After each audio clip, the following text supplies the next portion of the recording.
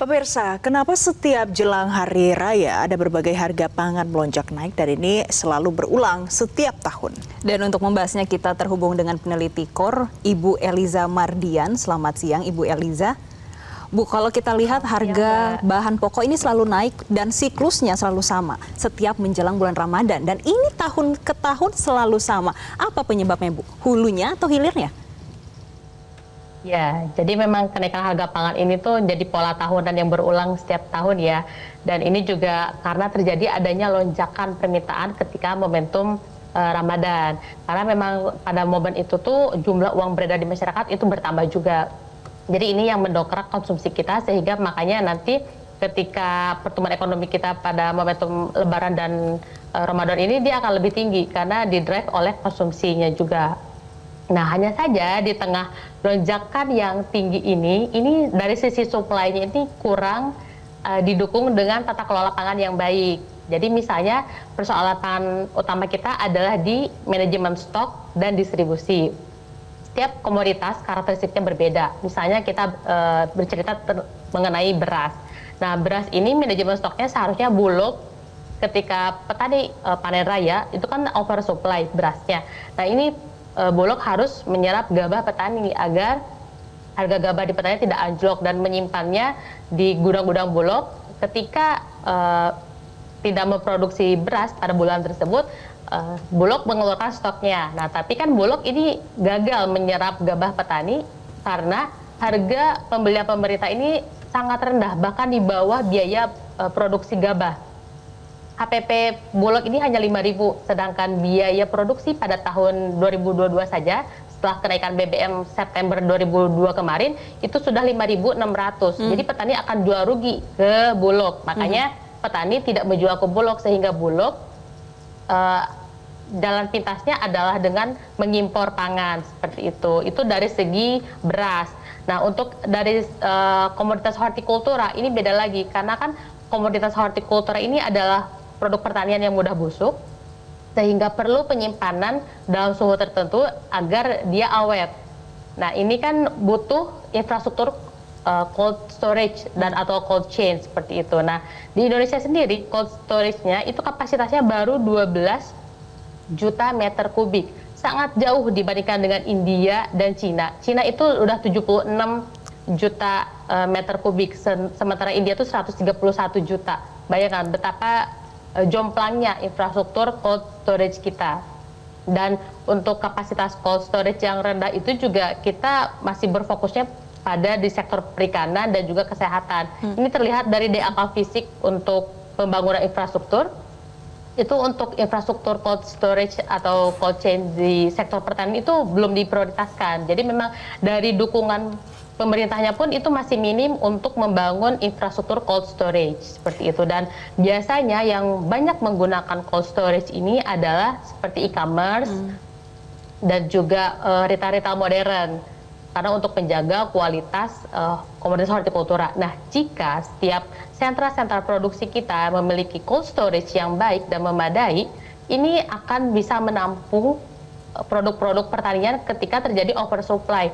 Karena petani atau peternak lokal misalnya seperti peternak ayam seperti itu, mereka harus buru-buru menjual ketika mereka panen karena akan mudah busuk. Ketika busuk itu tidak akan laku lagi. Nah, sehingga memang cold storage ini sangat penting untuk menjaga inflasi pangan juga stabilitas harga seperti itu. Jadi memang dari cold storage kita belum memadai. Ya, Bu Eliza, kalau kita lihat satu-satu tadi dari jawaban Ibu ada perbedaan dari HPP dan juga biaya produksi. Sebetulnya ini cerita lama, Bu, kalau kita lihat. Sebetulnya apa sih yang bisa dilakukan pemerintah ke depannya supaya ini tidak berulang terus, Bu? Ya, pertama dari adanya penyesuaian HPP yang disesuaikan dengan inflasi dan juga kenaikan biaya produksi di tingkat petani. Karena kalau misalnya petani tidak meningkatkan harga jual gabahnya, petani akan rugi. Nah, untuk menjaga margin petani ini kan otomatis harga gabah meningkat berdampak kepada kenaikan harga beras juga. Dan sebetulnya kenaikan harga beras di tahun 2024 ini itu sedikit anomali karena kalau kita melihat stok awal tahun Bappenas, itu stoknya sebetulnya cukup sampai kita untuk ke panen raya bulan Maret. Puncaknya panen raya memang bulan April sampai Mei, tapi Maret ini sudah ada beberapa daerah yang panen. Dan sekarang pun harga gabah di tingkat petani ini sudah turun karena udah mulai ada yang panen seperti itu. Dan jadi memang pemerintah ini harus menyesuaikan HPP-nya. Dan kedua adalah kebijakan importasi pangannya itu ya harus sesuai dengan jadwal dan juga kebutuhan. Berkaca dari tahun 2023 kemarin, ternyata kita produksi gara-gara El Nino itu hanya turun 440.000 ton. Sedangkan pemerintah mengimpornya 3 juta ton. Nah, ini yang menyebabkan kenapa stok awal tahun kita aman ya karena kita kelebihan impor.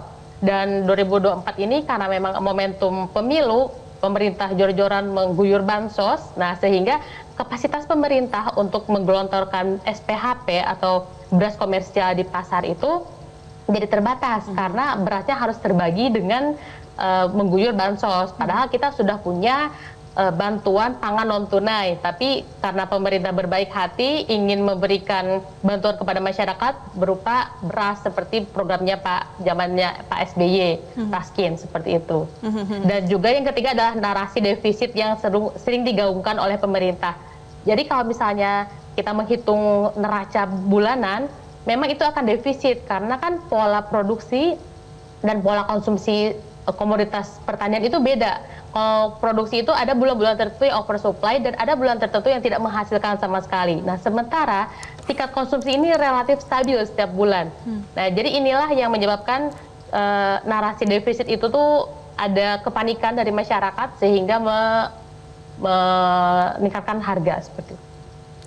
Oke, Bu Eliza sedikit. Kalau tadi ini terkait dengan HPP yang harus ada penyesuaiannya, bagaimana dengan distribusinya? Boleh singkat saja Bu, karena waktu kita terbatas Bu. Oke, untuk distribusi ini kita ketiadaan data di setiap rantai pasok. Kita baru memiliki data di tingkat produksi aja. Nah, sementara struktur pasarnya pertanian ini kan dia oligopsoni ya. Jadi hanya beberapa yang membeli seperti bandar. Nah, itu juga menjual ke pedagang besar, itu juga yang menjual beras ke retail-retail itu juga hanya sebagian besar aja. Nah, di sini bisa jadi terjadi asimetris informasi sehingga harga itu tidak mencerminkan supply yang sesungguhnya. Jadi memang kita perlu adanya data untuk tracking berapa jumlah supply yang dipegang oleh pedagang besar ini di middleman di perantara ini. Nah, sehingga harga di masyarakat ini akan tercermin dari supply-nya seperti itu. Jadi emang untuk mengurangi asimetris informasi karena ada data tersebut. Pengawasan yang ketat tentunya itu diperlukan Ibu. Terima kasih Ibu Pengawasan yang ketat Eliza juga perlu sekali, betul. Mardian selaku peneliti KOR sudah bergabung bersama kami dalam Metro Siang. Jelajahi cara baru mendapatkan informasi. Download Metro TV Extend sekarang.